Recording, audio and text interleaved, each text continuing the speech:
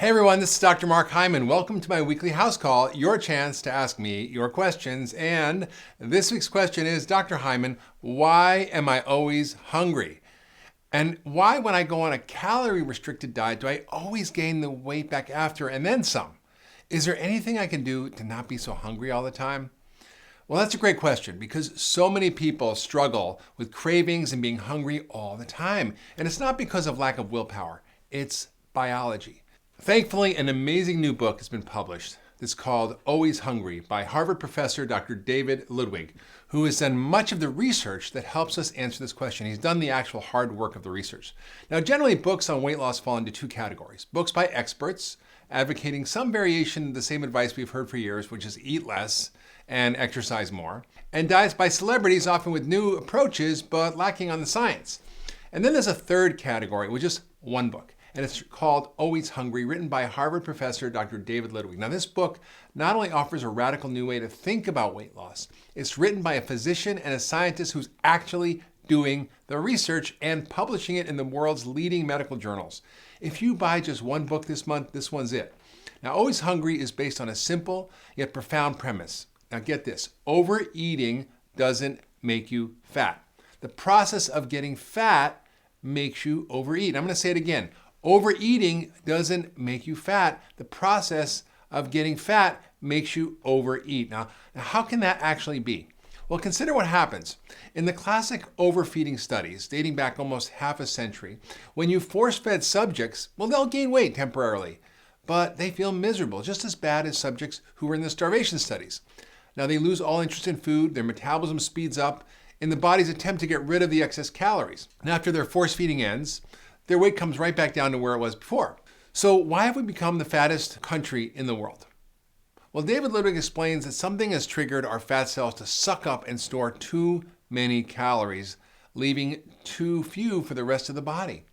When that happens, when our fat cells suck up all this extra energy, our brain perceives that there's an energy crisis. It makes us hungry, and it slows down our metabolism, and that's in an effort to survive what it thinks is a famine. So actually there's all this food around, but we think we're starving because our cells have sucked up, our fat cells have sucked up all these calories, and all of a sudden, like it seems like we're starving, but we're not. So cutting back on calories, as conventional diets have us do, only makes the situation worse. Because the fundamental problem in obesity isn't too many calories in our fat tissue, it's too few in the bloodstream and available for immediate use. It's like trying to treat a fever with an ice bath.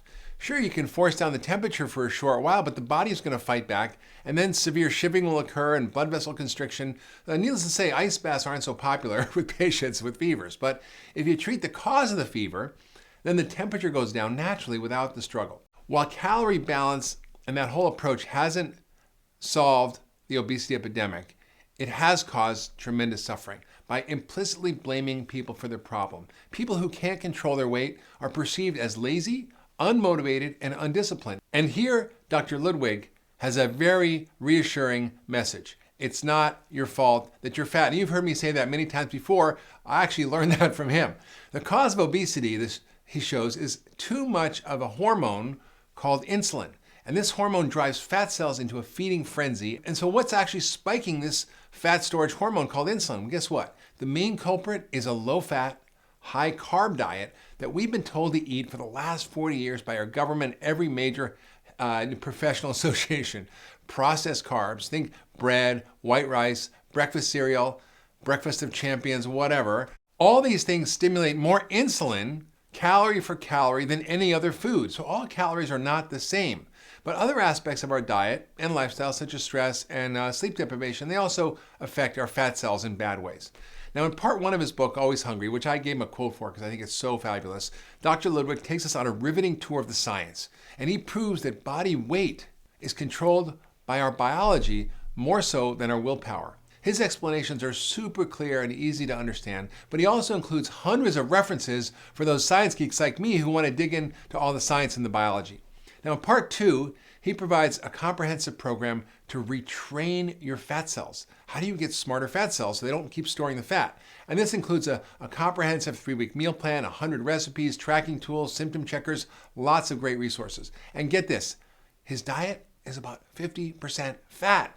Now, this is coming from one of the most important researchers in the field of obesity from Harvard.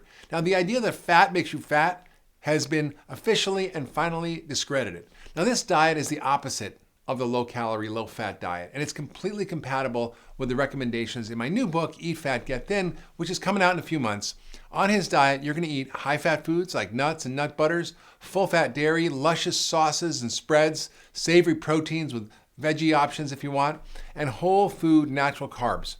And because this approach works with, rather than against your biology, you will eat until you're satisfied. You're going to snack when hungry, and you're never going to count calories again.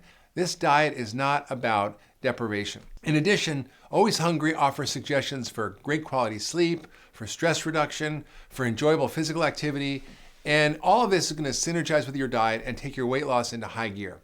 He also concludes his book with a great thing, which I call a manifesto. It's a call to, quote, end the madness in this country where diet-related diseases take such an enormous personal and economic toll.